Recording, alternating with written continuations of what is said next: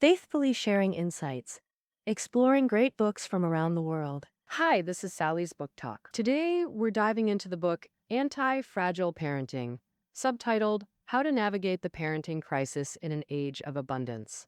How to raise kids has always been a hot topic for parents.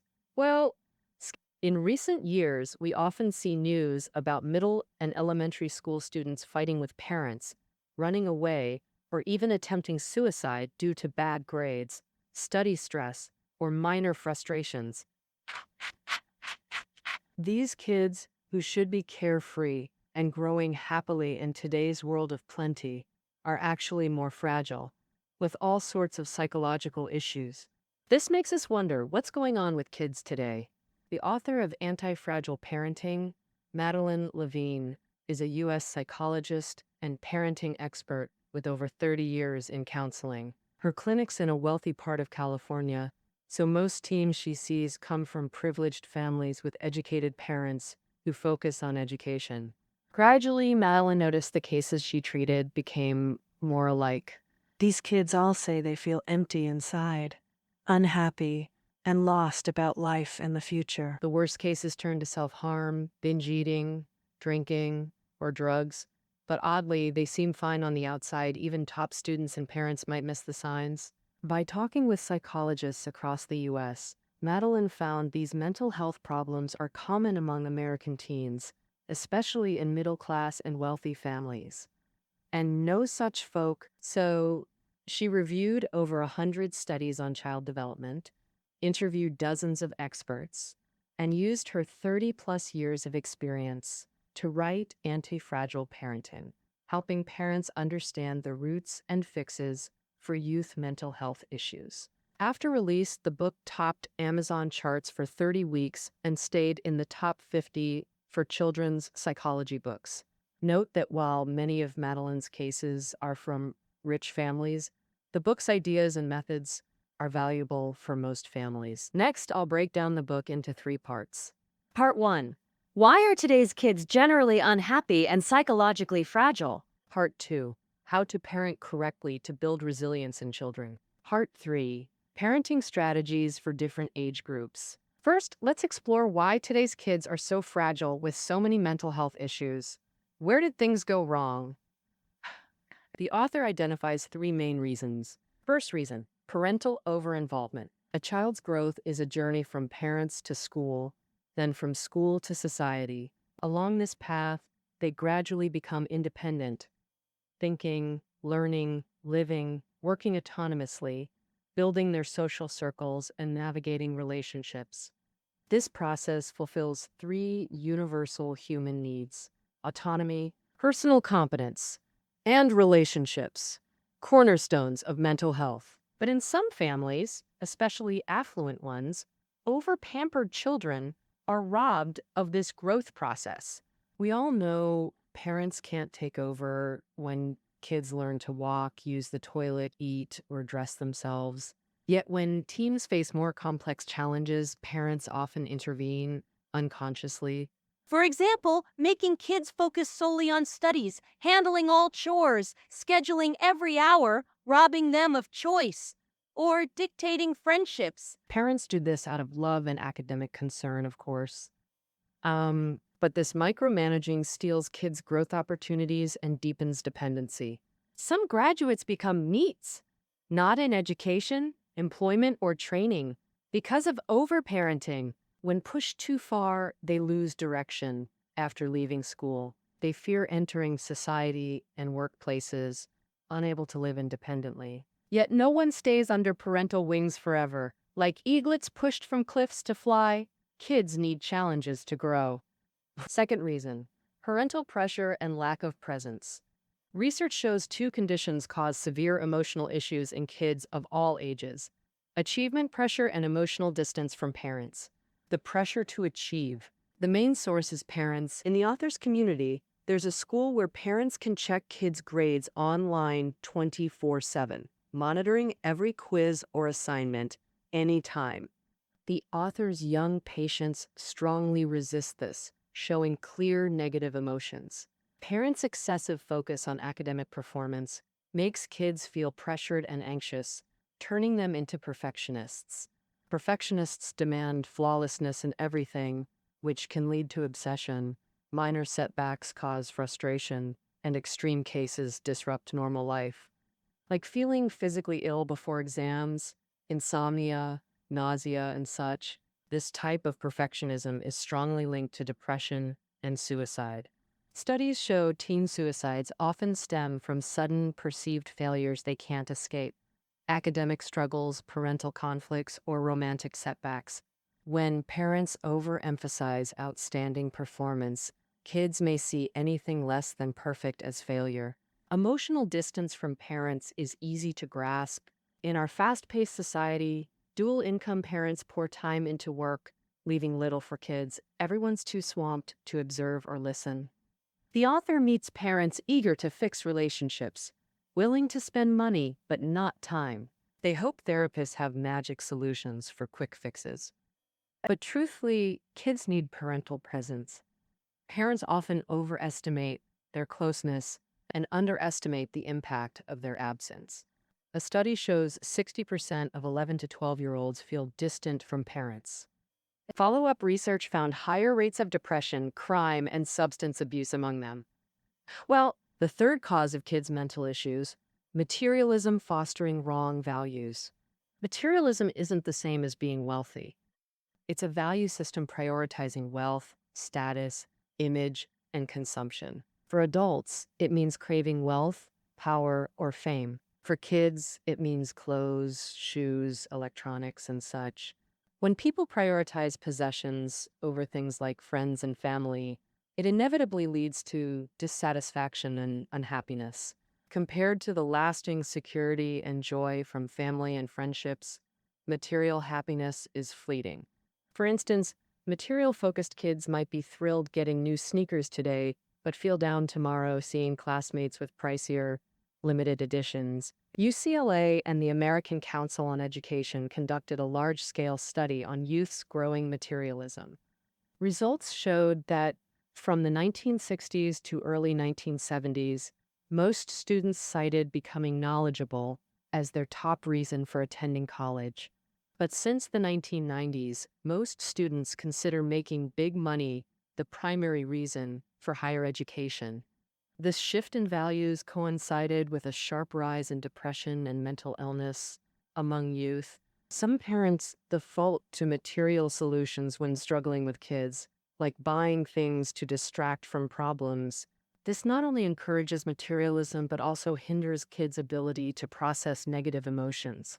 Another disastrous approach is using material rewards for basic expectations, like rewarding exercise or studying, fatally tempting, yet deeply harmful for teens developing judgment. The author's seen countless clinic deals. Do this, don't do that, and I'll buy you X. Such incentives may bring short-term behavior changes, but never last. Vibing kids erodes parental authority and breeds insecurity, making them think they only improve for rewards. Once intrinsic drive is suppressed, it's hard to grow without external temptations.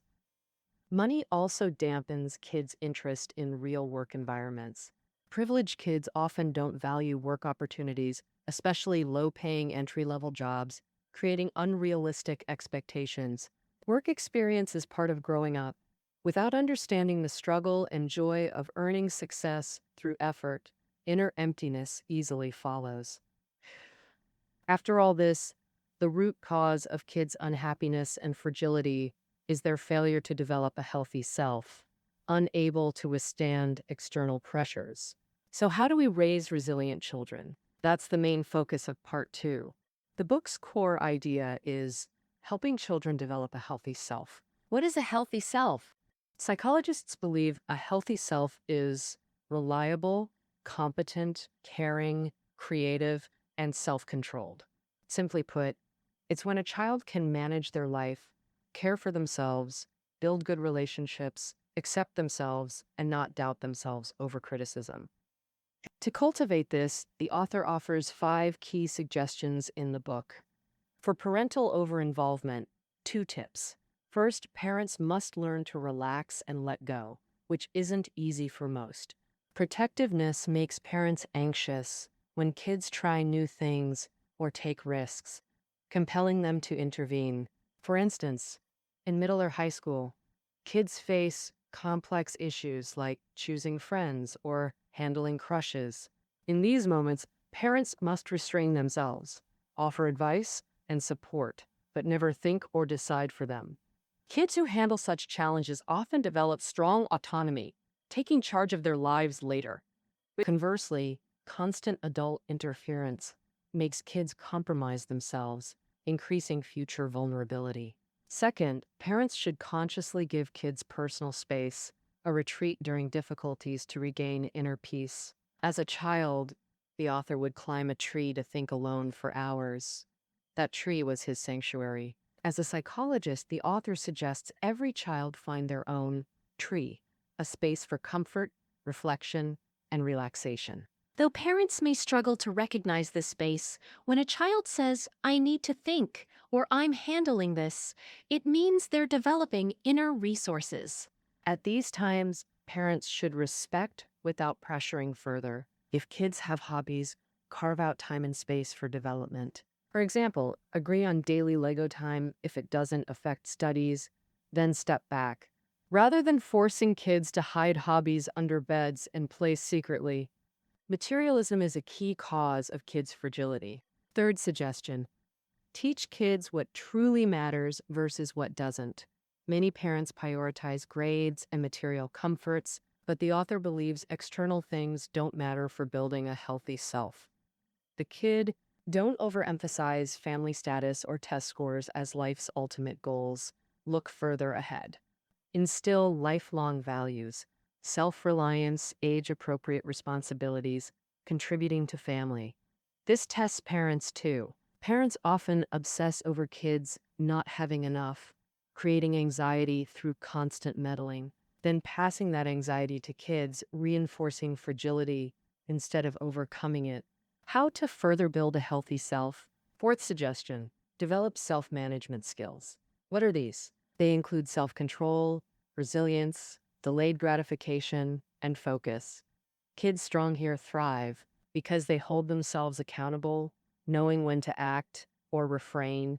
Self-control means helping kids internalize external requirements as personal standards. For example, kids finish homework before playing out, just as parents ask. When they do this, parents should praise generously, making kids feel loved and valued.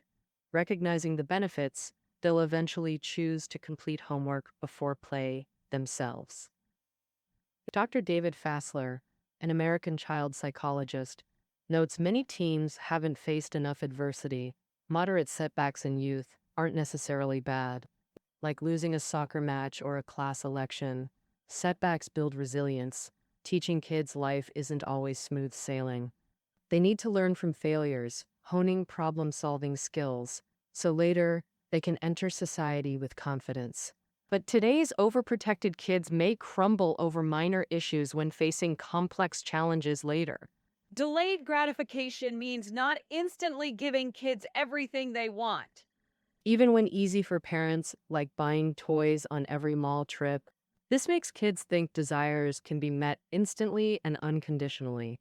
Parents can establish early rules to achieve delayed gratification, like letting kids earn money through chores to buy desired items. Long term, this teaches desire control.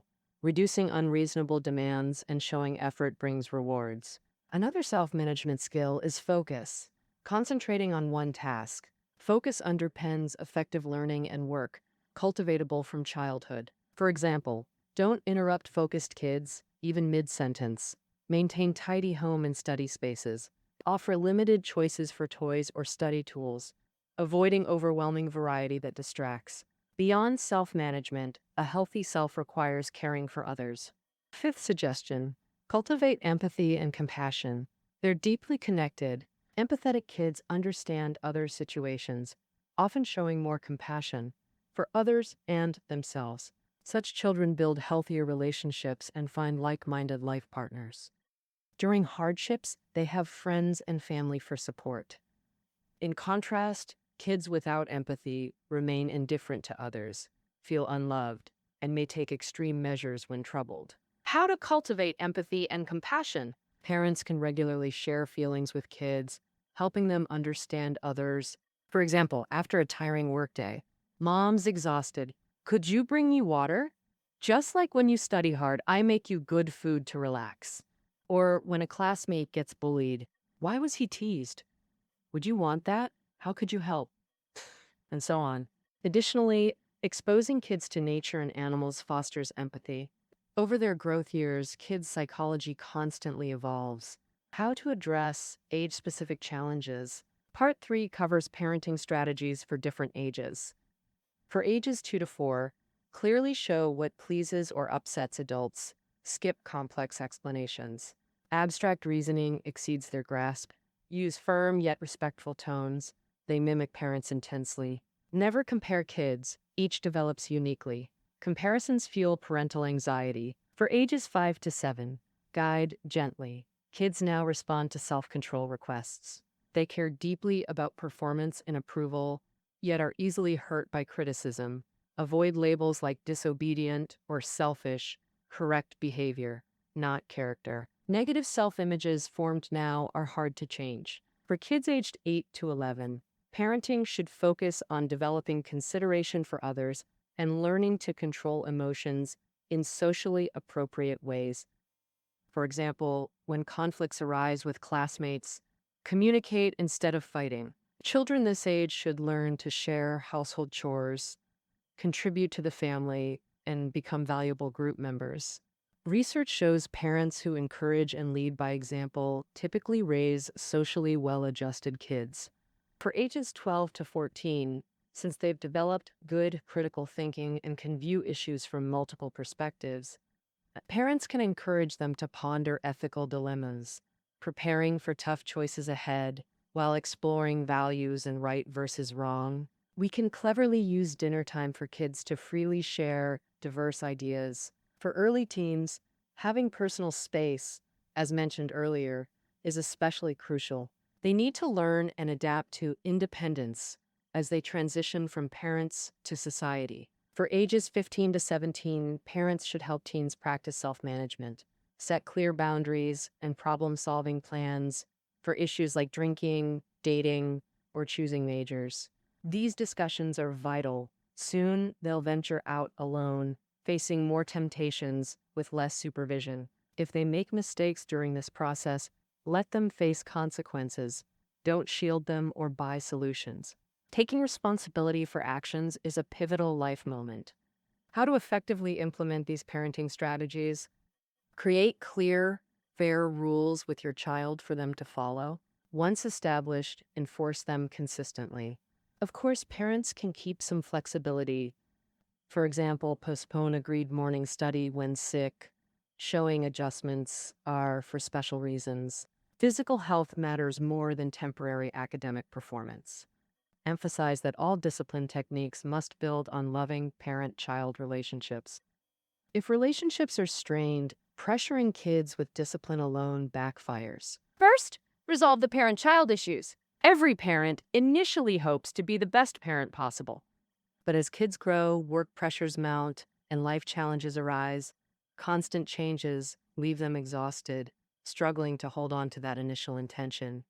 Still, to raise resilient, confident, independent children, parents must keep improving themselves, starting by leading through example, like overcoming excessive desire for material comforts and avoiding perfectionism. Beyond childcare, parents should prioritize their own growth, finding joy through work or hobbies outside family. Parents' health and happiness matter just as much as kids. In the book, the author urges parents to confront the prevalence and severity of youth mental health issues. Improving parenting approaches can't wait. Antifragile parenting aims not for higher grades or more awards, but fostering complete, healthy, independent personalities. Life's unpredictable. A robust self-awareness acts like a sanctuary, helping kids face future challenges bravely and calmly. Got any unique anti-fragile parenting tips? Share them in the comments. All right, that wraps up our exploration of anti-fragile parenting. Find show notes below the audio. See you next time.